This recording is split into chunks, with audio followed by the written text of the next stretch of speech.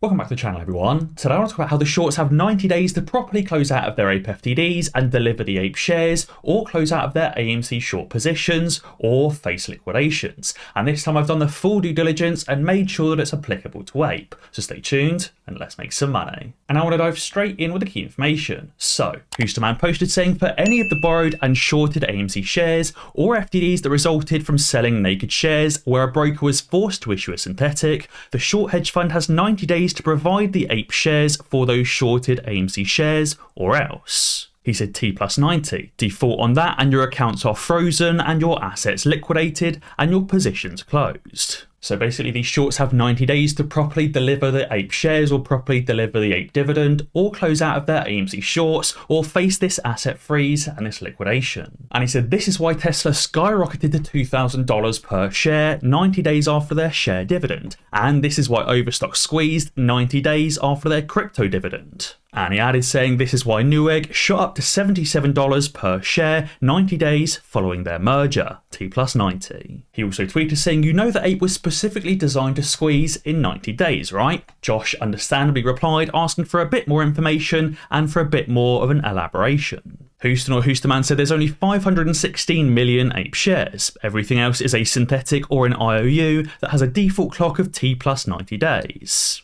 And if the short hedge funds don't provide a real APE share to replace the synthetics and the IOUs at 90 days, they get liquidated and forced to buy. Now I then did some more research and it takes you to this FINRA Rule 11A80, the settlement of syndicate accounts. Name AC Tom, AMC and Adam Aaron issued a preferred share dividend in the form of APE. What's all this malarkey on syndicate accounts and how is it applicable? But I'll touch on that later. Now the important part is here in section B where it says final settlement of syndicate accounts shall be effected by the syndicate manager within 90 days following the syndicate settlement date. Therefore these preferred share dividends have to be finally, properly and appropriately settled within 90 days following the syndicate settlement date, aka the APE dividend date. Now the important part, this syndicate settlement date means the date upon which corporate securities of a public offering are delivered, not sold, by the issuer to or for the account of the syndicate members. But Tom, what is a corporate security of a public offering? How on earth is that the same as a preferred share dividend? Now for that we have to go to a proposed amendment for Rule 11A80 where they propose to shorten the settlement date for a public offering of corporate debt securities from 90 days down to 30 days. Now this isn't all corporate securities, it's only corporate debt securities. He said specifically FINRA is proposing that for a public offering of corporate debt securities, the syndicate manager must effect final settlement of syndicate accounts within 30 days following the syndicate settlement date. Now it says FINRA is requesting comment on whether 30 days is feasible for all types of corporate debt offerings or whether there's some that are more complex. And FINRA is also requesting comment on shortening the settlement period for all other public offerings of corporate securities, including equity offerings. So we've now gathered the settlement period for all types of corporate securities, including equity offerings, is 90 days. They propose to reduce the debt security offerings down to 30 days. I don't know whether it passed or not, but the important part is for equity offerings, it is 90 days. Now we then go over to Investopedia and search for preferred stocks, and it says preferred stocks are equity securities or equity offerings that do share many characteristics with debt instruments, but they are definitely equity securities. So therefore the APE preferred share dividend is indeed an equity offering or an equity security. And on top of that we also know the syndicate settlement date is the date upon which corporate securities of a public offering, aka our preferred share dividend public offering or equity offering,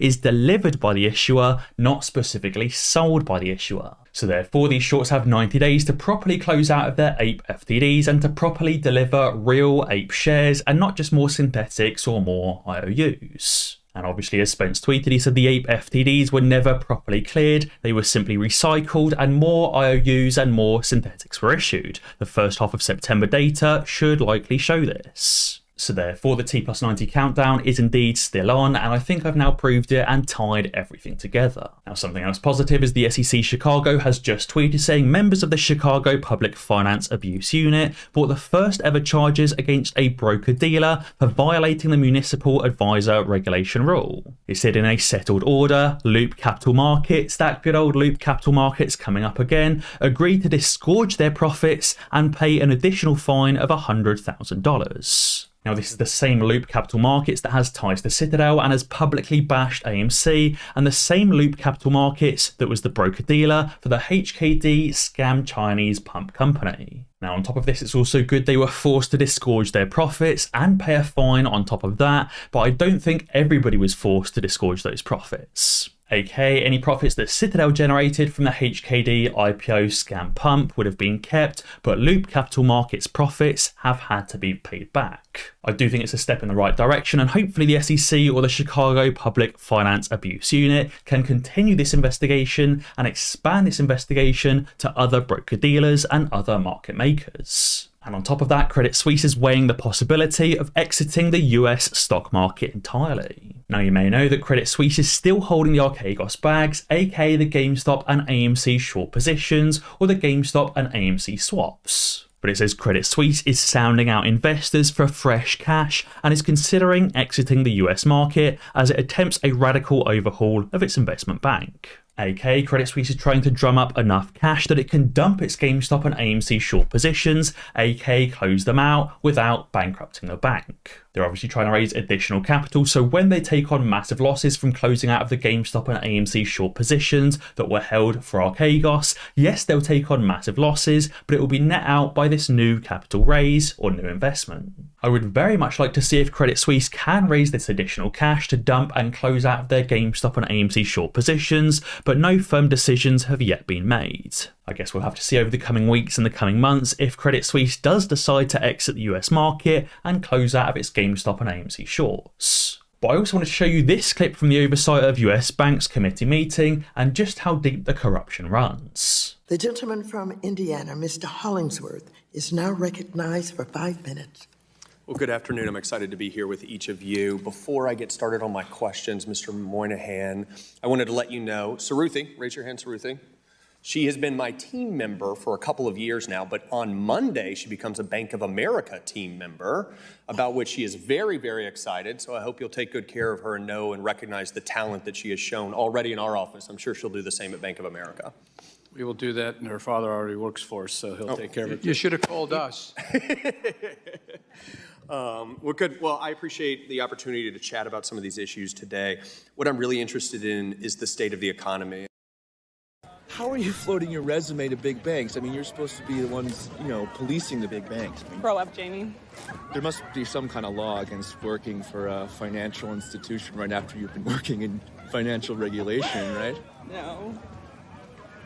So that shows just how deep the corruption really runs. An employee from one of these regulators is now going to work directly for Bank of America, and there was a borderline argument between the CEO of JP Morgan and the CEO of Bank of America on who could basically poach this regulator first. But not only that, but her dad also specifically works at Bank of America. Therefore, her dad has obviously put her through university and put her through college and has said, I work at Bank of America. I know a great idea. I'll send my daughter to work at a regulator and she can pass me insider information on how to skirt around their laws. And now she's obviously done such a good job that she's now being taken to Bank of America or to JP Morgan, whoever wants her the most, or whoever wants to pay her the most money for her job well done. And on top of that, it's not just the corruption from employees going to work at big banks directly from regulators, it's also corruption stemming directly from the SEC. As Victoria tweeted, she said the SEC, who said they didn't have enough money for coffee, spent just how much on that commercial just to mock retail investors. The SEC spent a whopping $366,000 to produce all of those short videos on their Investor Mania campaign. And they specifically spent $94,000 just to produce the short meme stocks video. So they literally spent $94,000 just to tease us and try and discredit us even further and to try and convince us to sell our AMC. They literally spent $1,575 on miscellaneous production costs, which is going to be those costs including free coffees and free lunches. They literally spent $1,575 on coffees while making a short video to ridicule retail investors. But guys, be sure to let me know what you think down in the comments below. And as always guys, be sure to ding that notification bell because that way you'll be alerted when I upload a new video. Cheers.